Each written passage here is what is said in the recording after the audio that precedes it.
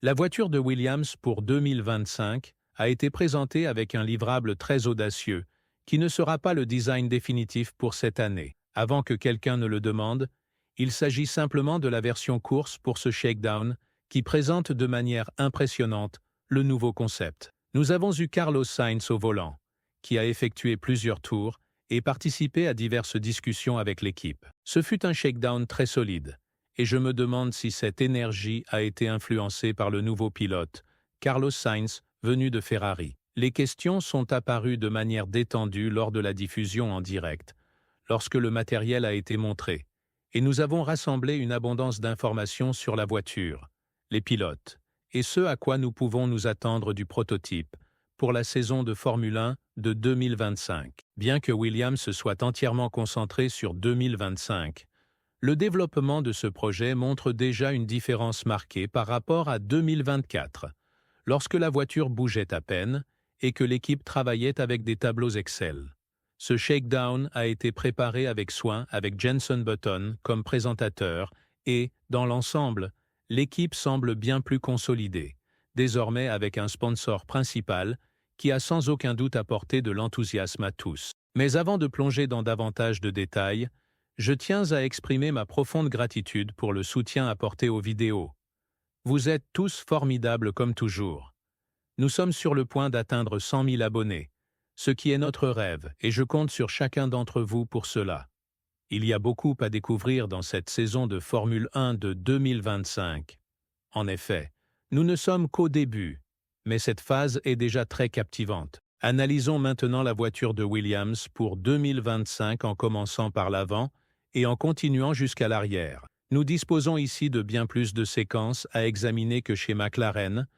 Les images sont un peu plus nettes, mais de nombreux détails restent cachés au sein de l'équipe. Comparé à la voiture de 2024, le modèle précédent disposait d'un aileron avant très prononcé, dont les volets effectuaient la majeure partie du travail. Cette année, l'aileron avant a été considérablement simplifié et ressemble davantage aux conceptions adoptées par Red Bull ou Ferrari, ce qui montre que Williams accuse un certain retard dans le développement de cette zone. Il est frappant de voir un aileron entièrement différent, avec un design radicalement distinct dans la section centrale. Et comme vous pouvez le constater, le bord de ce quatrième volet était beaucoup plus marqué en 2024 que ce ne sera le cas en 2025. Ce changement s'étend également à la partie avant, dont la forme est passée d'un profil très plat en 2024 à un design conforme à ce que chaque équipe adopte, dans le but d'améliorer le flux d'air sur la voiture et de le diriger vers la zone centrale ainsi que vers le plancher.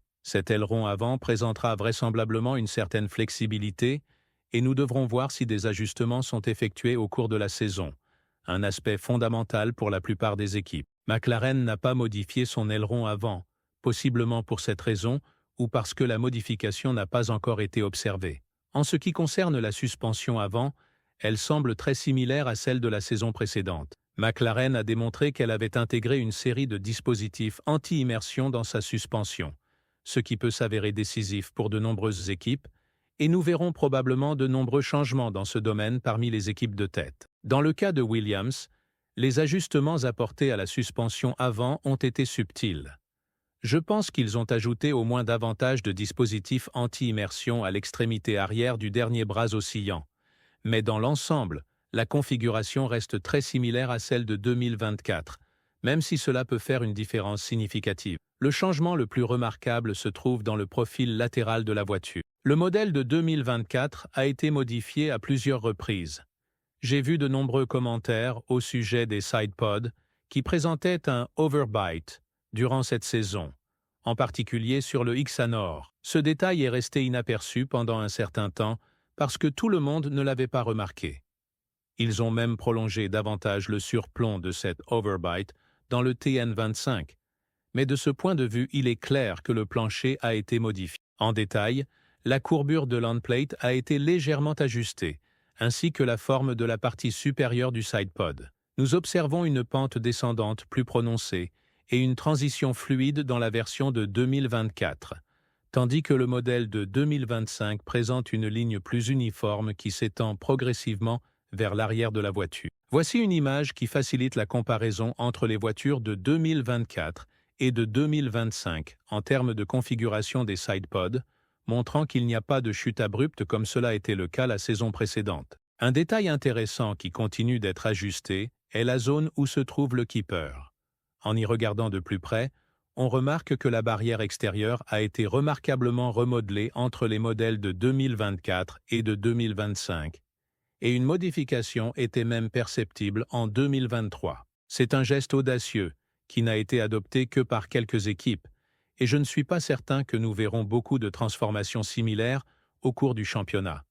Nous avons également constaté une modification du cache moteur, qui a été considérablement adapté par rapport à 2024 et semble avoir été optimisé pour réduire la traînée. De nombreuses équipes optent pour un cache moteur beaucoup plus discret que celui utilisé au début de ces règlements. La taille du coffret à air reste pratiquement inchangée sans développement significatif. Toutefois, comme mentionné précédemment, l'encoche inférieure et la partie supérieure du sidepod ont été repensées de manière subtile. En particulier, en observant le plancher, la caractéristique la plus remarquable est que le bord comporte désormais 5 de ces petits winglets, comparativement aux 4 de la saison précédente, ce qui ressemble davantage à ce que Mercedes utilisait.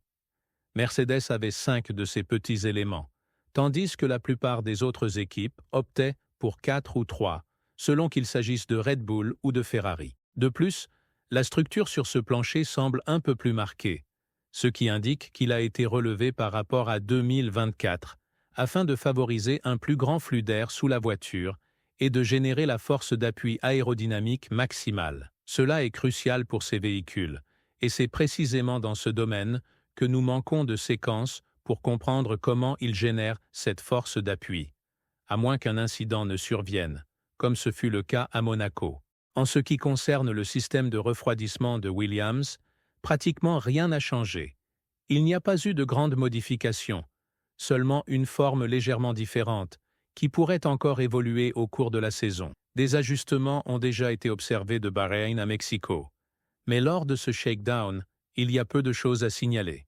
La suspension arrière, autant que j'ai pu l'observer, reste inchangée. Elle a été reprise de 2023 à 2024 et reste également identique de 2024 à 2025, probablement pour économiser des ressources, puisque l'attention principale se porte sur 2026. Je ne vois aucune raison de repenser entièrement la suspension arrière et de gaspiller des investissements, surtout s'il y a beaucoup d'incidents. Je ne m'attends pas à ce qu'elle soit aussi différente qu'en 2024, même avec 2 pilotes. C'est une décision stratégique, après tout, si toute l'attention est portée sur 2026. Nous avons également eu une vision claire de l'aileron arrière, où il y a de légères variations sur le bord mais rien de radical. Ce qui ressort, c'est que le beam wing conserve cet élément inférieur robuste, qui est utilisé depuis 1990 et quelque chose durant la saison, après que de nombreuses équipes se soient inspirées de ce que Red Bull avait réalisé avec un design similaire en 2023,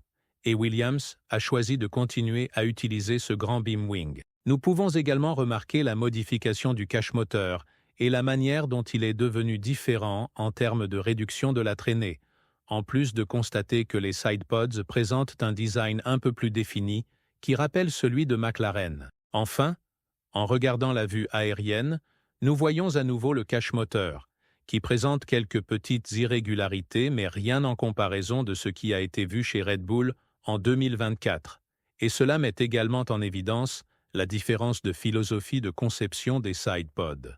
En 2024, il y avait une sorte d'effet toboggan aquatique avec une courbure plus marquée, tandis que le modèle de 2025 ressemble davantage au style adopté par McLaren qu'à celui d'Aston Martin de 2023. C'est un pas audacieux, et cela constitue assurément une évolution. On parle beaucoup de la lutte entre Aston Martin et Alpine, qui se disputent les positions qui rapportent des points, et il est possible qu'ils parviennent à rivaliser avec les meilleurs, mais cela nécessitera un développement bien plus important. Je pense que l'équipe n'ajoutera pas trop de puissance à cette voiture et qu'elle n'appuiera vraiment sur l'accélérateur qu'en 2026. La stabilité est la clé pour 2025. Ils se sont quelque peu retenus en 2024, ont porté leur effectif à environ 1000 personnes, et, selon James, on s'attend à ce que l'équipe continue de croître dans les années à venir. S'ils parviennent à réaliser une saison de 2025 cohérente et équilibrée, cela fera des merveilles pour eux en 2026 sans qu'il soit nécessaire de dépenser de manière extravagante, ce qui signifie que de nombreux incidents et développements ne seront pas au premier plan, jusqu'à l'arrivée des nouvelles voitures pour 2026. Probablement, chaque équipe adoptera une approche plus conservatrice, et nous voyons assurément une stratégie plus réfléchie de la part de Williams par rapport à McLaren. Par conséquent, bien que je m'attende à un bon début pour cette saison, je ne pense pas que ces gars vont soudainement nous surprendre. J'aimerais beaucoup connaître votre avis à ce sujet. Laissez vos commentaires ci-dessous. Donnez un pouce en l'air et abonnez-vous à la chaîne. Paix.